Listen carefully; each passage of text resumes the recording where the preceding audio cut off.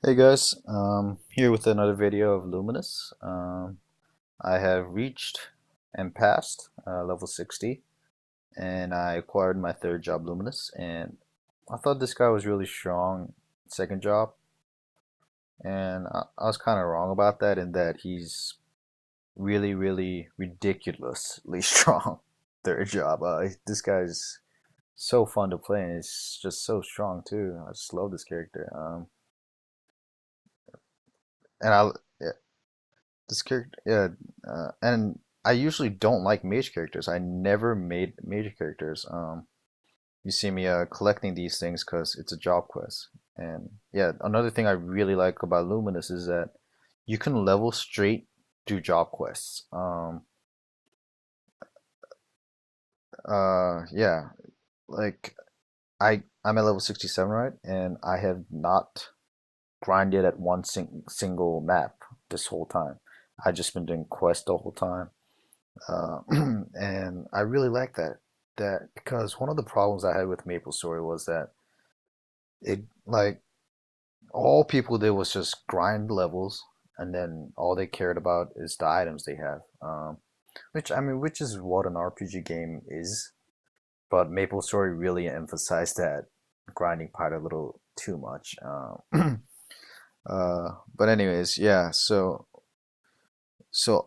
even though doing all the quests might not be the fastest way to level. Just the sense of not having to grind, just that mindset that oh my god, I have to grind at this one spot for like the next 30 levels, and just the fact that you don't have to do that is really fun. It's really addicting too. It makes you stay on for a lot longer than you think.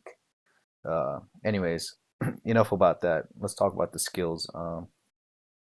So you get two skills per each side that you're on, for light and dark. And right now I'm on light side, so I'll show you my light skills first. So this is his light skill, and it's freaking awesome. It's so fun. You could also change the direction, which how amazing is that? The range is great, and it doesn't go all the way up. This is about where it stops, but I mean that doesn't really matter. It doesn't have to go all the way up to make it an amazing skill. And I'll show you let's test out the range on these things. I want to see how far can it. Oh, wow! You can hit the ones on top. Oh my God, that's a lot. That's so much range. But yeah, anyways, just love this character, man. Just every time it surprises me. Like I just forget a lot about like this skill too. This is the next skill, the other life skill. At first, I was like, why do they have two skills? What's the point? And what I realized was that this skill actually heals you and your party members. So that's really good. Like if you're training at like LHC or bossing, you could just use this skill to help out your teammates. So, and also I want to point out that look at my rod. See how it's blue? It changes colors for it, each state that I'm in, light, dark, and equilibrium state. And I'll show you after I get change my state. Nope, nope. All right, let's go. What the hell? Oh, okay. I guess I was lagging. Um, I'm almost there at equilibrium state.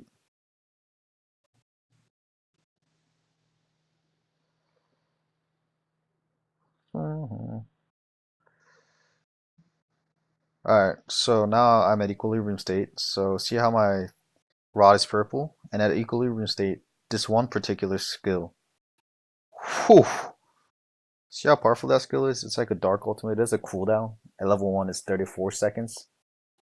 But I guess at level 10 it's probably like 10 to 15 seconds. But that skill at equilibrium state, it does double the amount of attack because it's a dark skill, and it does double amount of damage, I think. So that's uh yeah, that one particular skill gets super strong for equilibrium state. And now that I'm at a dark skill, I'll show you the dark skills. This skill is really fun to play with.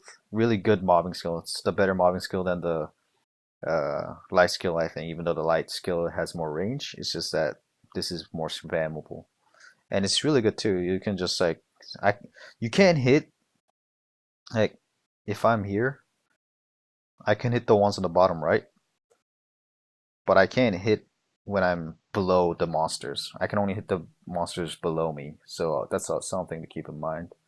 Uh, so yeah, that skill is really good.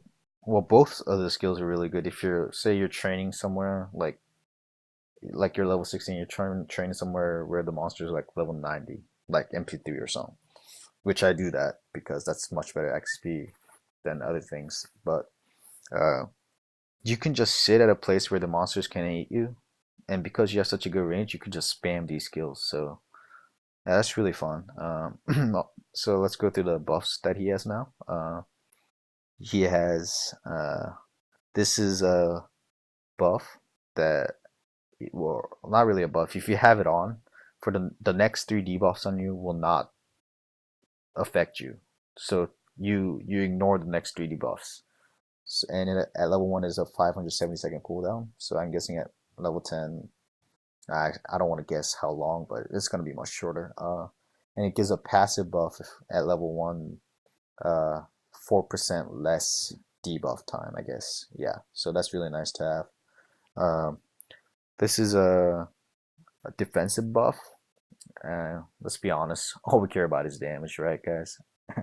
No, but seriously, that's all we care about. But yeah, I mean, it's always nice to have defensive buffs. And here's the party buff. It gives 40 at max level, 40 to magic attack to all your party members, and that's what the buff looks like. And this one, if you have right now, I have more HP than I have more percentage of HP than percentage of mana, right? So even if I have more mana, it doesn't matter because the percentage is lower than the HP. If your MP is lower, you have critical rate at level 1, 11% more critical rate. So at level 20, I guess it's 30%. And if the percentage of your mana is higher than the percentage of your HP, you get 1% extra damage and 20% at max level. So yeah, that's I don't know, is that normal for do all magicians have that, or all mages have that? I have no idea, but that's really fun to play with. So yeah, I mean, would you rather want the 30% crit or 20% damage? It's a choice that you gotta make. Obviously, I'd probably 99% of the people will say 20% damage, so that will determine who the good Luminous players are. Like, keep your health a little bit low and your mana always high. Yeah, and another skill, like I didn't know what this skill did right on my last video, and I figured out that while you're in battle, every 5 seconds that you don't get attacked, every 5 seconds you're dodging everything, you get one of these orbs, and you can get 3 at max, and when you get that, you get 30 magic attack. And it's a really cool buff. It's not like the best buff in that it permanently gives 30 magic attack, but it will really determine Maplestory is all like, instead of be like, oh, I got these godly equips and I'm so good at this game. Instead of that, like, people like it's gonna take skills. Like, uh, this will determine who can play Luminous at his full potential. So that's always nice to see. And this is his push skill. No, that's not his push skill. This is his push skill. Yeah, it pushes both ways. And at max level, I probably should have maxed it, but I didn't because I never use it. It has 100% chance to stun, so that's always nice. There you go. It doesn't hit for any damage though, but I don't think anybody cared about damage. Anyways, yeah. Now that I'm done with this quest, I'll show you how much XP I can get per each quest. Well, it really differs from level 61 to like 66. Each quest gave me a level. And it really differs. So let's see how much this gives. This is a completely new setting now, so I think this will be probably less. But yeah, from level 60, like 1 to 65, 6 each quest gave me a level. How much will you give me? Oh, like 50%. That's still nice. Yeah. So yeah, these. So you don't always have to be grinding to level with Luminous. That's I really like that about that character. This character, and more importantly, this character is just fun. This fun is damn fun, and is really strong too. So I hope he comes to all Maple stories pretty soon, and I will see you guys later.